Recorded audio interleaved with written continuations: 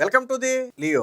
YCP కార్యకర్తల పరిస్థితి ఎలా ఉందంటే, మనం కుక్కతోక వంకర అని చెప్పి ఒక పాతకాలపు సామెత ఉంది. మనం ఏం చేసినా కానీ ఆ కుక్కతోక వంకర పోతుంది. మనం ఎన్ని ప్రయత్నాలు చేసినా అది వంకరగానే ఉంటుంది. అలాగే వైసీపీ కార్యకర్తల బుద్ధులు కూడా అంతే, వంకర బుద్ధులు. అవి మారవిక. మనం భయపెట్టో, బెదిరించో, బుజ్జగించో, లేదా అర్థమయ్యేటట్టు చెప్పో మనం వాళ్ళని మార్చాలి అంటే వారు మారరు. ఎందుకనంటే ఇందాక చెప్పే కదా సామెతకి, అదే దానికి రీజనే ఉండదు. కుక్కతోక వంకరలాగా వాళ్ళ బుద్ధులు కూడా వంకల బుద్ధులే.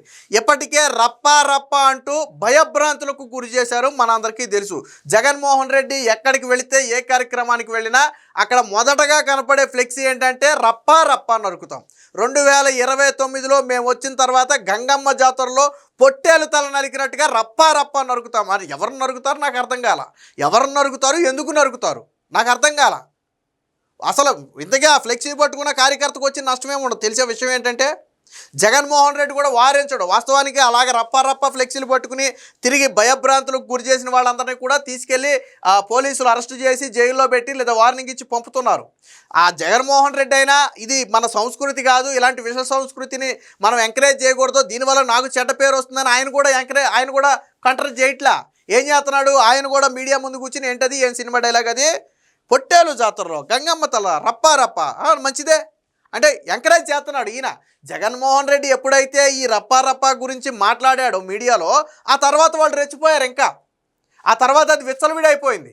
తర్వాత పోలీసులు కొద్ది కఠిన చర్యలు తీసుకున్నాక కొంతమంది భయపడ్డారు. ఇప్పుడు ఏకంగా ఎక్కడి దాకా వచ్చిందంటే రక్తంతో హోలీ ఆడతారంట. వైసీపీ వస్తే రక్తంతో హోలీ అంట. హోలీ అంటే రేపే ఎల్లుండో హోలీ ఉన్నట్టుంది. సో రక్తంతో హోలీ ఆడతారంట. అంటే రప్ప రప్ప నుంచి రక్తం దాకా వెళ్ళిపోయారు. నరకటం దగ్గర నుంచి ఏకంగా ఇప్పుడు బరి తెగించి రక్తంతో హోలీ ఆడతామనే దాకా వెళ్ళిపోయారు. అంటే సమాజానికి ఏం మెసేజ్ ఇస్తున్నారు నాకు అర్థం కాల. ఇప్పుడు ఎవరైనా సరే జగన్మోహన్ రెడ్డి మళ్ళీ గెలవాలని ఎందుకు కోరుకోవాలి? సాధారణంగా జగన్మోహన్ రెడ్డి నేను గెలిస్తే ఇదిగో ఇది చేస్తాను అని చెబితే అది మనకు మంచి అని ప్రజలు నమ్మితే జగన్మోహన్ రెడ్డి గెలవాలని కోరుకుంటారు. అంతేగాని జగన్మోహన్ రెడ్డి గెలిచిన తర్వాత నేను తలలు నరుకుతా, రక్తంతో హోలీ చేస్తా, ప్రజలు ఎందుకు గెలిపిస్తారు? మీరు ప్రజల్ని భయపెడుతుంటే వాళ్ళు ఎందుకు గెలిపిస్తారా? అసలు మిమ్మల్ని ఓడించిందే ఎందుకు? 2019 నుంచి 24 వరకు మీ చేష్టలు చూసి, రాజారెడ్డి రాజ్యాంగం చూసి, వైసీపీ కార్యకర్తల విచ్చలవిడితనం చూసి, ప్రశ్నించిన వాడిని అడ్డు అదుపు లేకుండా దాడులు చేయటం, అవసరమైతే ప్రాణాలు తీయటం, ఇవన్నీ చూసిన తర్వాత వాళ్ళకు ఒక భయం వచ్చింది. జగన్మోహన్ రెడ్డి లాంటి వ్యక్తి అధికారంలో ఉంటే ఇక మన ప్రాణాలకు రక్షణ ఉండదు, మన ఆస్తులకు రక్షణ ఉండదు అని భయపడే జగన్మోహన్ రెడ్డికి ప్రతిపక్ష హోదా కూడా ఇవ్వకుండా దూరంగా పెట్టారు. అది ప్రజల నిర్ణయం. అది ప్రతిపక్ష హోదా ఇవ్వకపోవడం అనేది కూడా ప్రజల నిర్ణయం. అది అలా ఎందుకు జగన్మోహన్ రెడ్డిని ఓడించారు అనేది ఆలోచన చేయట్లా. ఫర్ ఎగ్జాంపుల్ కూటమి 2019లో ఓడిపోయింది. చంద్రబాబు గారు రిలీజ్ అయ్యారు. ఎందుకు ఓడిపోయామో ఆయన అర్థం చేసుకున్నాడు. సో లోటుపాట్లు ఎక్కడున్నాయో ఆయన గుర్తించాడు. జగన్మోహన్ రెడ్డి చేస్తున్న చేష్టలను ప్రజల్లో ఎండగట్టాడు ఆయన. చంద్రబాబు గారు నమ్మారు. నువ్వు చేయాల్సింది కూడా అదే. కూటమి ప్రభుత్వం ఏదైనా తప్పులు చేసిందనుకో ప్రజల్లోకి ఎత్తి చూపించు, లేదా కూటమి ప్రభుత్వం కంటే మెరుగైన పాలన నేను ఇస్తానని చెప్పి ప్రజలను నమ్మించు. అప్పుడు నేను ప్రజలు ఓటేస్తారు. అంతేగాని రప్పా రప్పాను రక్తంతో హోలీలు సమాజం ఎటు వెళ్ళిపోతుంది అర్థం కాల. మీరు రక్తంతో హోలీ ఆడతామని ఎప్పుడో అంటున్నారు. ఏది 3 ఏళ్ల తర్వాత మీ అదృష్టం పోని గెలిస్తే సంగతి మీరు చెప్పేది. మరి ఆల్రెడీ అధికారంలో ఉన్న కూటమి ఇప్పుడు రప్పా రప్పా నరికితే, రక్తంతో హోలీ ఇప్పుడు కూటమి ఆడితే మీరు ఉంటారా? మీరు కూటమి ప్రభుత్వం మీరు చెప్పిన మాటని కూటమి ప్రభుత్వం ఇప్పుడు అమలు చేస్తే మీరు ఉండగలరా? అసలు ఎందుకు నరకాలి నాకు అర్థం కాల. ప్రజాస్వామ్యంలో ఓటు వేయడం అనేది ప్రజల ఇష్టం. మీకు ఏదన్నా నష్టం జరిగిందా మీరు లీగల్గా వెళ్ళండి, ఇదిగో పలానా టైంలో అధికారాన్ని అడ్డం పెట్టుకుని నన్ను ఇబ్బంది పెట్టారు. దానికి చాలా దారులు ఉన్నాయి. నరకటాలు, చంపటాలు, రక్తంతో హోలీలు ఆడటాలు కాదు. జగన్మోహన్ రెడ్డి మాట్లాడిన తర్వాత వీళ్ళు రెచ్చిపోయారు. ఇప్పుడు తాజాగా రక్తంతో హోలీ ఆడతామని చెప్తున్నారు. మొన్న ఏదో జగన్మోహన్ రెడ్డి కార్యక్రమానికి వెళ్తే అక్కడ వాళ్ళ నినాదాలు రక్తంతో హోలీ అంట. జగన్మోహన్ రెడ్డి ఖండించాలా? ఫర్ ఎగ్జాంపుల్ ఇదే మాట టీడీపీకి చెందిన ఎవరైనా అన్నాడు అనుకోండి, లోకేష్ కానీ చంద్రబాబు కానీ ఇమీడియట్గా మైక్ తీసుకుని ఖండిస్తారు. దాన్ని మైక్ తీసుకుని ఖండిస్తారు. ఆఫ్ ద రికార్డ్ కానీ ఆన్ రికార్డ్ కానీ ఒక ఉమెన్ను కూడా అబ్యూజ్ చేయనివ్వరు వాళ్ళిద్దరూ కూడా. నేను అనేక సందర్భాల్లో చూసా.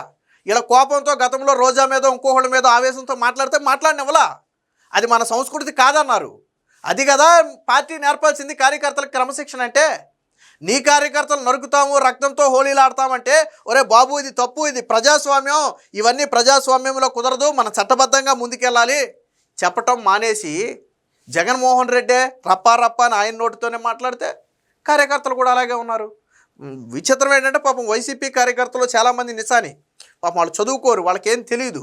జగన్మోహన్ రెడ్డి ఏది మాట్లాడితే అది గుడ్డుగా నమ్ముతారు. సమాజం అంటే ఏంటి, రాజ్యాంగం అంటే ఏంటి, చట్టాలంటే ఏంటి, మనం ఎలా మెలగాలి, పాపం అవన్నీ వాళ్ళకి తెలియదు. జగన్మోహన్ రెడ్డి తెలిసినా చెప్పడు, జగన్మోహన్ రెడ్డికి తెలిసినా వేస్టే. ఆడికి తెలియకపోయినా జగన్మోహన్ రెడ్డికి తెలిసినా రెండు ఒకటే, పెద్ద ఇబ్బంది ఏమీ లేదు. వాళ్ళిద్దరూ చేసేది అదే. జగన్మోహన్ రెడ్డి రప్ప అని జగన్మోహన్ రెడ్డి అన్న తర్వాతే అది ఇంకా వైరల్ అయింది. జగన్మోహన్ రెడ్డి ఏం చెప్పాలి, నేను వస్తే ఇదిగో చంద్రబాబు నాయుడు ఇది చేశాడు కదా, నేను వస్తే ఇది చేస్తా. చంద్రబాబు నాయుడు 4,000 పింఛన్ ఇస్తాను, నువ్వు 5,000 ఇస్తానని చెప్పు. ఆయన అన్నదాత సుఖీభావ కింద ఆయన 20,000 ఇస్తున్నాడు, నువ్వు ఇంకో 10,000 ఎగేసి ఇస్తానని చెప్పు. లేదా ఆయన ఇద్దరు పిల్లలకి 15,000 చొప్పున ఇస్తున్నాడు, లేదు నేను 20,000 చొప్పున ఇస్తానని చెప్పు. నువ్వు అది చెప్పు. ఇదిగో చంద్రబాబు నాయుడు చేసిన దానికంటే నేను ఇంకా మెరుగ్గా చేస్తాను, అది ప్రజలు నమ్మాలా. అది నువ్వు చేయాల్సింది ప్రజలు. అంతేగాని అసలు సంక్షేమం గురించి, అభివృద్ధి గురించి నువ్వు మాట్లాడటం మానేసి ఎంతవరకు నీ కార్యకర్తలను రెచ్చగొట్టేస్తే నీ కార్యకర్తల ఓట్లే పడతాయి, రేపొద్దున ప్రజల ఓట్లు పడవు. నీ కార్యకర్తల ఓట్లు నాకు చాలు, నా కార్యకర్తల ఓట్లతో నేను గెలిచేస్తాను అంటే నీ ఇష్టం. వాస్తవానికి దీన్ని ఖండించాల్సిన పరిస్థితిలో ఉన్నటువంటి జగన్మోహన్ రెడ్డి ఖండించకపోగా వాళ్ళ నాయకులు కూడా అంటే తందానా అంటారు. వాళ్ళకి తలాతోకం ఉండదు. వాళ్ళకి తెలుగుదేశం పార్టీకి వైసీపీ పార్టీకి ప్రధాన తేడా ఏంటంటే, టీడీపీలో ఒక వ్యక్తి తప్పు చేస్తే బహిరంగంగానే మందలిస్తారు. చంద్రబాబు గారు కావచ్చు, లోకేష్ కావచ్చు, బహిరంగంగా మందలిస్తారు. అటువంటి వాటి జోలికి వెళ్ళొద్దంటారు. కానీ ఇక్కడ జగన్మోహన్ రెడ్డి విషయం ఏంటంటే, ఆయన అంటే వెనకమాల తందాన అంటారు తప్ప జగన్మోహన్ రెడ్డికి ఎవడు చెప్పడు ఈ మాట. కాదండి, మనం రప్ప అంటాం, ప్రజల్లో నేటివిటీ వస్తుంది, భయపడుతున్నారు వాళ్ళు. ఇప్పుడే వీళ్ళలా ఉంటే అధికారంలోకి వస్తే ఏం చేస్తారని ఒక భయం ఉంది, అది మన పార్టీని డ్యామేజ్ చేద్ది. చెప్పే ధైర్యం ఎవరికి ఉండదు. ఆయన అంటే వీళ్ళు తందాన అంటారు. గొర్రెలు అంటాం కదా, ఒక గొర్రె చూడండి దూకిందనుకోండి, అక్కడేం ఉండదు. అక్కడేం లేకపోయినా అది ఒకసారి దూకిందంటే అక్కడ ఏదో ఉందనుకుని మిగతా అన్నీ కూడా దూకుతాయి. అలాగే జగన్మోహన్ రెడ్డి ఒకసారి దాన్ని అన్నానంటే వెనకమాల గొర్రెలాగా వీళ్ళందరూ తందానా అంటారు. వాళ్ళకి విలువలు, విశ్వసనీయతలు, ప్రజాస్వామ్యం ఏం తెలియదు వాళ్ళకి. సో దీనికి సంబంధించి రక్తంతో జాతర అనే ఒక వార్త వచ్చింది, చూద్దాం.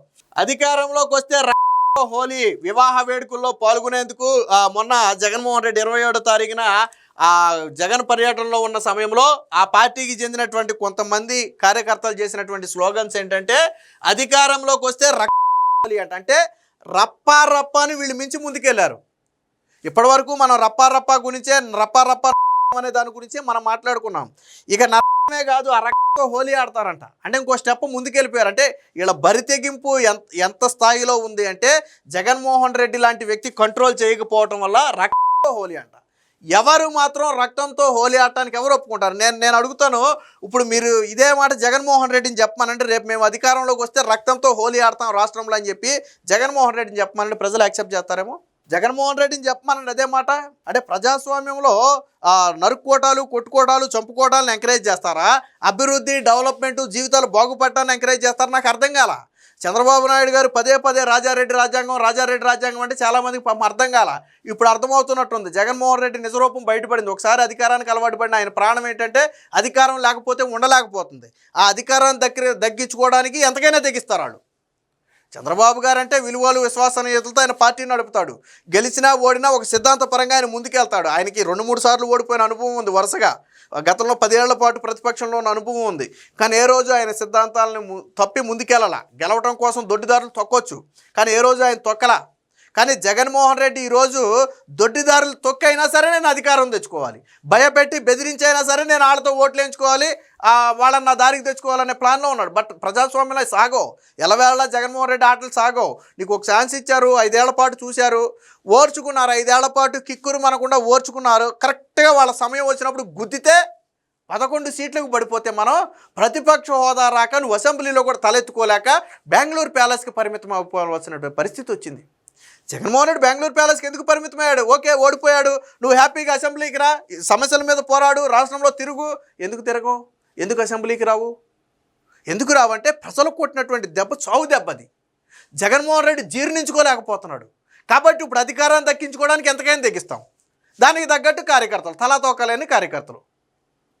ఇది అంటే జగన్మోహన్ రెడ్డి లాంటి వ్యక్తి రేపు పొద్దున గెలిస్తే వైసీపీ కార్యకర్తలు రాష్ట్రాన్ని ఎలా మారుస్తారో వాళ్ళు ముందే చెప్తున్నారు.